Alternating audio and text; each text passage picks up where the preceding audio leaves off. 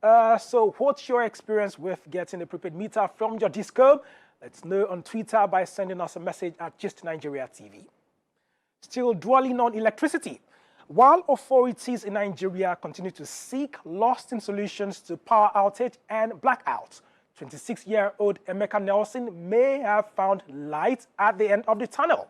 Motivated by the death of his friend caused by generator fume poisoning, Emeka decided to produce a generator that runs on water. Is this mission impossible? Let's find out.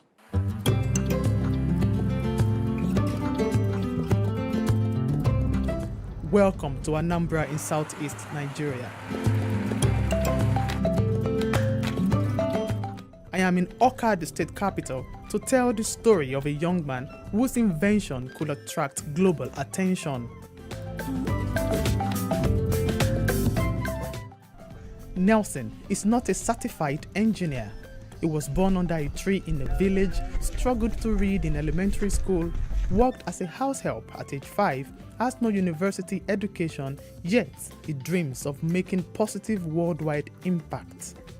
This may look like a scrapyard, but it is Nelson's comfort zone where he thinks out of the box. Structural drawings and designs are clipped to the wall, and like a religion, Nelson's devotion is wholehearted. For 16 consecutive years, he has committed himself to making his dream turn to reality. He wanted to make a generator that runs on water. During my JS3, that was the first ever one that was able to give me AC volt, which is 220 volt. Most of the materials for making his generator were sourced from junkyards. His first prototype exploded when it was tested.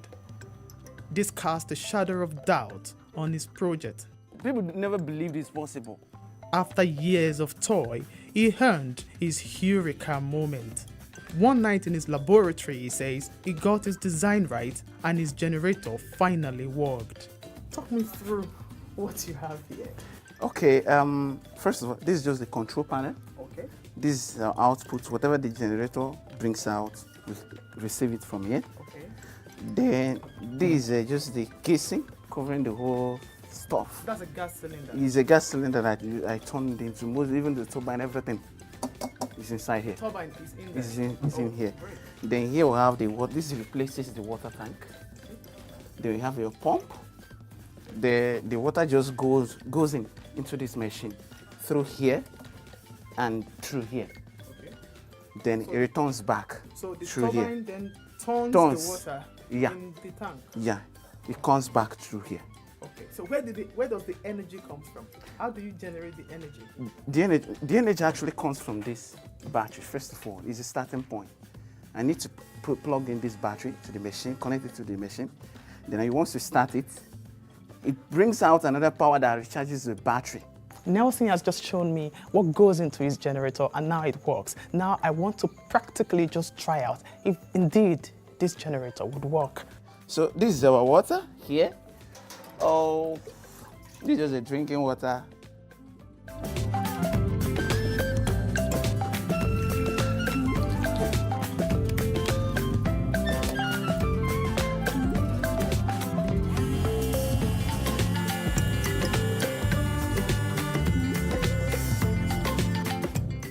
Nelson says his generator has maximum output capacity of 1000 watts and his voltage fluctuates between 220 and 240.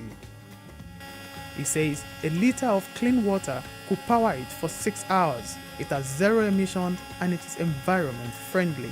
Beyond just testing Nelson's generator in his laboratory, we have decided to come and see if it could potentially power an entire room, and that is what we're about to do now.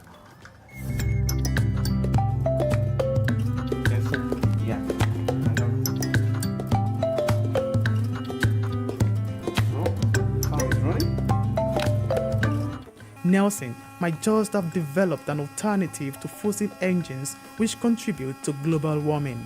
What Nelson has been able to do is to use the normal water, inside a simple tank. Now using a DC generator to be able to pressurize the water enough to be able to drive that turbine. It drives the turbine at 860 RPM. So that, for me, is a big deal. Nelson has brought out this project using the principle of electromagnetic induction by Faraday.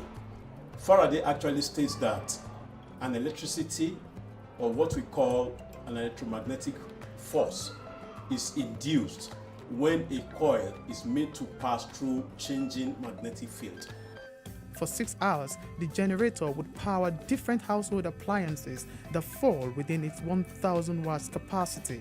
After this comes its downtime. It is not about structural defect or maybe a kind of error in the concept. So it might be because of the nature of the components, which of course can be improved upon.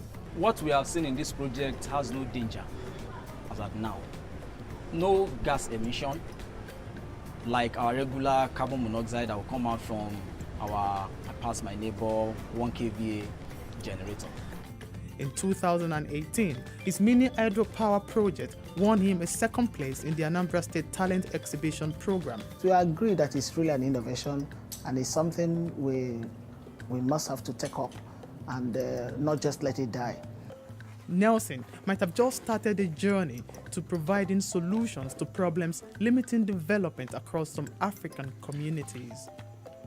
Nelson has produced a prototype of his hydropower generator. He said his dream is for the generator to be in millions of homes across the world. Right now, the prototype is undergoing tests and evaluation. Abayomi Adisa, Gist Nigeria.